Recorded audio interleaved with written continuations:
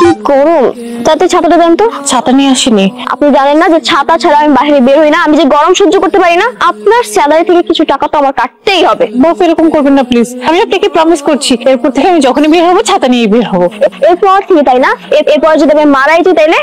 এক কাজ করি, বস আমার শাড়ির আঁচলটা আপনার মাথায় দিবি। আরে আপনি এরকম সস্তা মার্কা শাড়ির আঁচল আমার মাথার উপর দেওয়ার কোনো দরকার নেই। আমাকে একটা টিস্যু দেন। কি ব্যাপার, আপনি টিস্যুটা ফেলে দিলেন কেন? ময়লা হয়ে গিয়েছে তাই।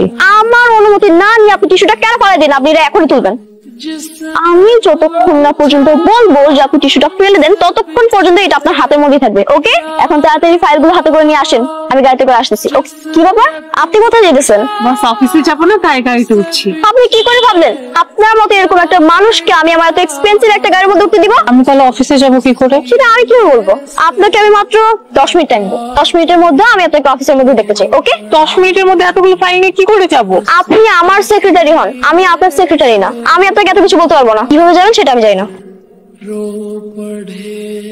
সালাম আলাইকুম। আপনি অফিসে আসতে 5 মিনিট লেট করছেন। আপনার স্যালারি থেকে আমাকে তো টাকা কাটতেই হবে।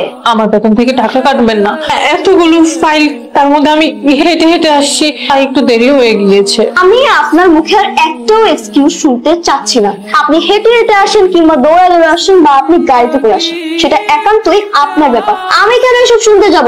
নেক্সট টাইম থেকে আপনি যদি আর একটা সেকেন্ড লেট করেন তাহলে কিন্তু আপনার স্যালারি থেকে টাকা কেটে নিতে আমি বাধ্য হব। মনে থাকবে? জি বস, মনে থাকবে। আমার ফাইলগুলো সব রেডি করে রাখছেন তো? এই যে বস। এরকম উল্টা পাল্টা কেন? মানে আপনার দ্বারা কি একটা কাজও ঠিক মতো হবে না? ওকে, আমি একটা ফাইল গুছিয়ে নিয়ে আসতে বলছিলাম, আর আপনি এগুলো কি করছেন? কোনো কিছু তো খুঁজে পাওয়া যাচ্ছে না। রাস্তায় ফাইলগুলো পড়ে গিয়েছিল, দৌড়ে আসছিলাম তো আমার ভুল হয়ে গিয়েছে। আর এরকম হবে না। আমার দিকে তাকায় কেন আছেন? এগুলো বুঝছেন?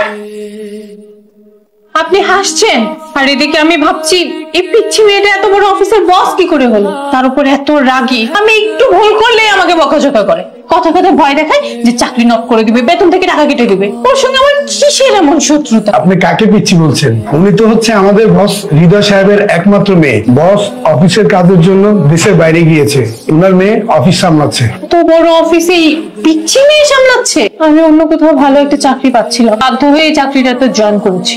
যদি কোথাও ভালো অপরচুনিটি পাই আমি নিশ্চয়ই চলে যাব। এরকম অপমান অপদস্থ হয়ে এই অফিসে আমি আর চাকরি করবো না। আমি বুঝি না এই পিচ্ছি বস আমার সঙ্গে কেন এত খারাপ ব্যবহার করে। আপনাদের সঙ্গে এরকম খারাপ ব্যবহার করে? আমাদের সাথে তো ভালো ব্যবহারই করে। আপনার সাথে কি ওনার কোনো শত্রুতা আছে? তাকে এর আগে কখনো দেখিনি, আমার সঙ্গে কোনো পরিচয়ও নেই। এই অফিসে আসার পরেই প্রথম দেখলাম।